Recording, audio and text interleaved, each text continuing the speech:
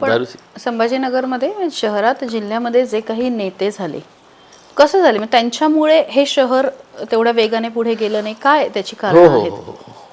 खरी गोष्ट आहे. एक पाणीच्या प्रश्नाच्या संदर्भात बोलतो आम्ही पुढे तोच प्रश्न विचार होता ना, ते लिंक्ड आहे, ते सगळे आमचे नेते अशी लिंक्ड आहे. पाणी जे आहे ना, 700 कोटी रुपयाची स्कीम होती 2018ला. आता आज काय आहे 2025, कितीपर्यंत गेलेली आहे स्कीम? 3200 कोटी. 700 कोटीची स्कीम 3200 कोटीपर्यंत गेलेली आहे. स्कीम पूर्ण झाली का? नाही झाली आहे. मग का असं काय असं रॉकेट सायन्स होतं की 700 कोटी रुपयाची 50 किलोमीटरला लाईन टाकायची होती, सरळ सरळ पैठणपासून जायकवाडीपासून औरंगाबादपर्यंत आपल्याला 50 किलोमीटरची लाईन टाकायची होती उसमें. असं झालं का कि नहीं, किसी नेता ने बोला कि नहीं यार मेरे पास से है तो ये 20 किलोमीटर है ना, ये सोने की लाइन डालेंगे अपन, सोने की पाइपलाइन डालेंगे. दूसरे नेता ने बोला नहीं अपन चांदी की बनाएंगे करके. उसमें एक स्कीम 700 कोटी रुपयाची झाल्यानंतर आपण समजू शकतो 10%, 20%, मॅक्सिमम 30% त्याचं ॲप्रिसिएशन होऊ शकतं. उसमें बजेट वाढू शकतं, रेट्स वाढले असेल, काही कारण असेल, अनफोर्सीन काही असं असेल स्कीममध्ये जे दिसलं नाही, काम करताना दिसलं, 20%, 30% आपण समजू शकतो. 300 टाइम्स, 400 टाइम्स असं होऊ शकतं का? सगळे हे नेते जे आहे त्या कंपनीकडून टक्केवारी घेणारे नेते आहे. आणि का बोलतो मी, या शहराला पाणी आज 10-15 वर्ष अगोदरच मिळायला पाहिजे होतं. एक समांतर नावाची कंपनी त्यांना आणायची होती. कोणाची कंपनी होती? तर ते अमित शाह साहेबांचे जवळचे, भारतीय जनता पार्टीचे राज्यसभाचे आणि झी न्यूजचे मालक सुभाषचंद्र गोयलची कंपनी होती. पाण्याचा ठेका पूर्ण देशामध्ये एकमेव असं आमचं शहर होणार होतं की पाण्याचा ठेका एका ठेकेदाराला देणार होते आणि ते ठेकेदार म्हणतात सुभाषचंद्र गोयल. आता इतकं प्रेशर सगळे आमदार होते, भाजपचे, शिवसेनेचे, सगळे त्याच्यामध्ये हे झाले होते. आणि त्यांना 20 वर्षासाठी त्यांच्या सगळ्यांचा टक्का फिक्स झालं होतं की इतकं टक्के 20 वर्षासाठी हे स्कीम आम्ही राबवणार आहे आणि इतकं टक्का. तर सगळ्यांचे इंटरेस्ट याच्यामध्ये. एकमेव इम्तियाज जलील होतं. मी म्हटलं होतं कोणत्याही परिस्थितीमध्ये ते स्कीम मी माझ्या शहरामध्ये लागू होऊ देणार नाही. इतकं दबाव आणले होते माझ्याकडे, इतकं दबाव.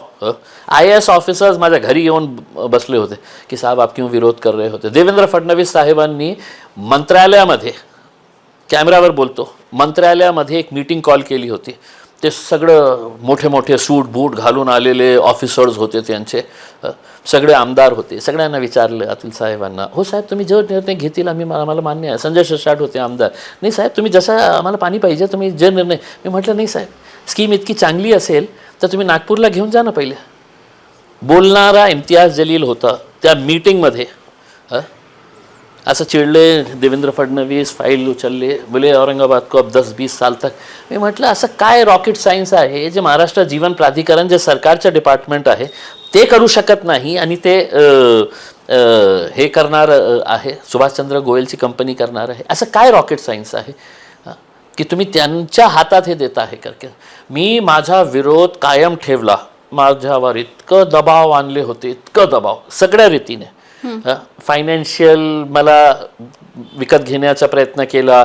काही लोक म्हणायचे अरे साहब उनके पीछे कहीं को पड़े हुए आपको फंसा देंगे ज़बरदस्ती करके. अरे यार मरना तो है उसमें, क्या डरेंगे इनसे, ये लोगों से, उसके चोरों से क्या डरने का है करके. मग मी निर्णय घेतला आणि मला अभिमान आहे या गोष्टीचा की फक्त एकटा माझ्या विरोधामुळे मी त्या कंपनीला इथे आणू दिले नाही. आणि अल्टिमेटली 2014ला जी मागणी केली होती की महाराष्ट्र जीवन प्राधिकरणाला ते काम द्या, तुम्ही 2018मध्ये ते काम दिलं आणि आजपर्यंत स्कीम होत नाही. तर हे सगळे जे नेते आहे ना, ते कचऱ्यामध्ये पैसा, पाण्यामध्ये पैसा, आता DP प्लॅनमध्ये पैसा, हे सगळं. नाहीतर कसं 68 कोटी रुपयाची हॉटेल कोण विकत घेणारा असेल बाबा? कोण? मुंबईमध्ये इतकं मोठ्या बिल्डिंगमध्ये कोणत्या फ्लोअरवर कोण घेणारा आहे का? तुम्ही इतकं कष्ट करणारे, तुमचे कॅमेरामॅन इतके कष्ट करणारे, गाडी चालवणारे इतकं कष्ट करणारे, कशा जीवन जगत आहे आपण? हँड टू माउथ असतं का नाही आपलं? EMIs द्यायचं आपल्या मुलांना चांगल्या शिक्षणासाठी. तुम्ही कधी विचार करू शकता का की तुम्ही 68 कोटीची एक हॉटेल तुम्ही कॅशमध्ये विकत घेणार, दारूची दुकान, दारूची फॅक्टरी उभी करणार. मग मी प्रश्न विचारलं तर आम्ही दलित आहे ना, आम्ही काय महाराष्ट्रीयन लोकांनी धंदा करायचा की नाही? करा ना रे बाबा, करा, तू धंदा करा, पण आणले कुठून हे सांगा आम्हाला. आणले कुठून? अशा कोणता धंदा आहे आम्हालाही सांगा. एक छोटी मोठी फॅक्टरी, एका छोटा मोठा टपरी आम्ही पण घेऊ त्याच्यातून. हे जे तुमचे जे चाललेलं आहे ना, मग देवेंद्र फडणवीसला माहीत नाही आहे का? मग कोणत्या आधारावर हे सगळं बिडिंग होतं? आता तुम्हाला उदाहरण देतो. माझ्या आदर्शच्या जे ठेवीदार आहे, जे गोरगरीब लोक आहे, हजारोंच्या संख्येने आहे, 3 महिन्यापासून कोर्ट त्याच्यावर ऑर्डर देत नाही आहे त्यांच्या प्रॉपर्टीचा लिलाव करण्यासाठी. MPIDचा 3 महिन्यापासून, 4 महिने झाले आता. ते लोक आज कमीत कमी मला असं वाटतं की 65 असे लोक आहे की जे मेले. त्यांच्या हक्काचा कष्टाचा पैसा त्यांनी ते पतसंस्थेमध्ये टाकलं होतं. ते लबाड्यांनी घेऊन पळाला, जेलमध्ये टाकलं मी, जेलमध्ये. त्यांना तुम्ही हे सवलत देत नाही आहे की यांची प्रॉपर्टी लिलाव करा आणि हे लोकांचे पैसे परत करा. आणि हॉटेलांचा लिलाव का फक्त मंत्री साहेबांना पाहिजे? तर काय है कि नेहा एक चिड़ निर्माण येता, म्हणजे एक आम आदमी की तरह, जिस तरह से मुझे गुस्सा आ रहा है तो मैं समझता हूँ कि मेरा सुन के है तो तुमको भी गुस्सा आना चाहिए. अगर तुम ईमानदार है, तुम्हारे कैमरामैन को गुस्सा आना चाहिए कि यार ये सही में क्या चल रहा है करके. क्यों नहीं बोल रहे हैं? क्यों देवेंद्र फडणवीस मुंह नहीं खोल रहे हैं? क्यों CBI ED खामोश बैठी है? क्यों नहीं बुलाती है EDI इनको और पूछती है कि ला बता मेरे को कहाँ से लेके आया पैसा करके? क्या सिर्फ हमारे लिए है कायदे कानून? सब हमारे लिए है, आपके लिए कायदे कानून है इसमें? तो मेरा यही कहना है कि कहीं ना कहीं कुछ अच्छा बदलाव आना चाहिए. बोलता बोलता म्हणालात की दबाव आला, म्हणजे सगळ्या बाजूने दबाव आणण्याचा प्रयत्न केला. कसं डील करता अशा गोष्टींची? जेव्हा कुछ नहीं इसमें. तुम्ही प्रामाणिक असेल ना तर कोणालाही घाबरण्याची आवश्यकता नसतं. कोणालाही घाबरण्याची आवश्यकता नसतं. प्रामाणिक असायला पाहिजे. जेव्हा माणसाला बाहेर कळतं की हे माणूस जे आहे ते मॅनेज होऊ शकतं, तर त्याचं सगळं काही डर जे आहे ना ते संपतं. एकदा त्यांना कळलं की बाबा या माणूस एकदा आपल्या मागे पडला तर हे काही मॅनेज होत नाही, कोणाला घाबरत नाही, कोणाची भीती नाही त्याला, मग ते डिफिकल्ट होतं. तो वैसी इमेज.